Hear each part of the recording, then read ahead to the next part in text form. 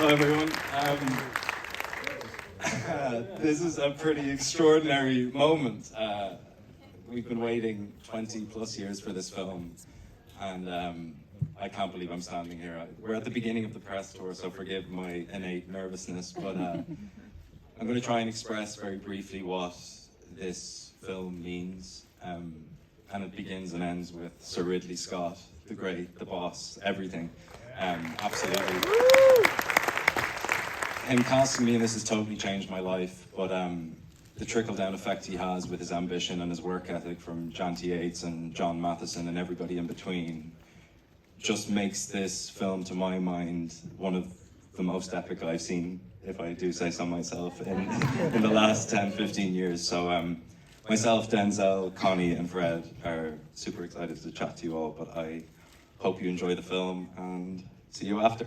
All right. About what the more challenging aspects were to Lucius's emotional journey. If there was something that you particularly felt that you had to get very dialed in about, that was harder than maybe some of the more physical things that you had to do.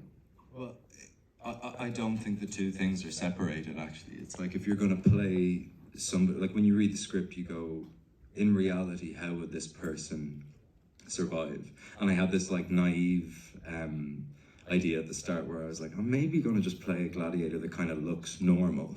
It's like, I don't think that's going to cut it, because I think Lucius is both, I always saw him like a dog, like somebody who would just scrap his way to survival. And I think psychologically the thing that I wanted to focus on is like why that is the case. And the reason that I think he survives isn't because he's strong or any of those things. It's because he actually doesn't really care if he lives or dies until the final scene with Denzel. And there's something bigger to live into. But then when you unpack that, you're actually dealing with somebody who's incredibly depressed and morbid, but also that lends a certain chaos to a character, which is a tricky thing to kind of get your psychology around, because if you unpack it, it runs much deeper than you think. We shot that opening sequence over 9 shooting days, which I don't know any other director that could do that. Like, I think we traveled to Malta like a week early, basically. Yeah. But the first day on set, it was me and Pedro, and we were consciously kept in the tents kind of outside of the city walls. And we were sitting in the tent, and I was smoking a cigarette, and we were kind of marching around the place, and Ridley comes in with a cigar, and we're all just sitting there. I was absolutely shitting myself. And he looks at me and he goes, "You nervous?" And I was like, didn't know what the appropriate answer was. So I was like, ah. And he's like, bang. "Your nerves are no fucking good to me." So marches us out, cameras are turning over, 3, like my game on set was like try and spot the cameras. Wait, is this okay? I think it's okay. All right.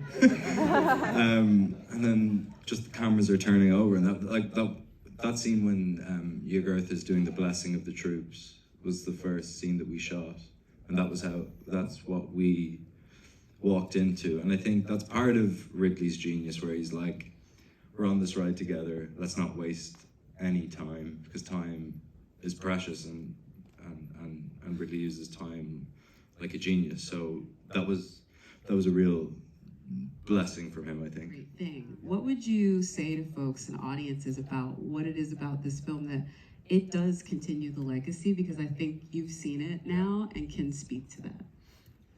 That's a lot of pressure. It's your movie, sir. Sorry. I think this film wears the legacy of the first film with intense pride and honor, but I think it takes it in a direction that drives that honor and respect through the roof. I think it's made by the only man who could ever touch it in Ridley Scott, and personally, as like his friend and his long admirer, I think it's one of his finest pieces of work that I've seen in recent times, and I'm so utterly proud of his work, my work, and everybody sitting here and everybody who's not sitting here. I don't think anybody can take that away from us now. Yeah. Oh, he's getting the crunk, y'all.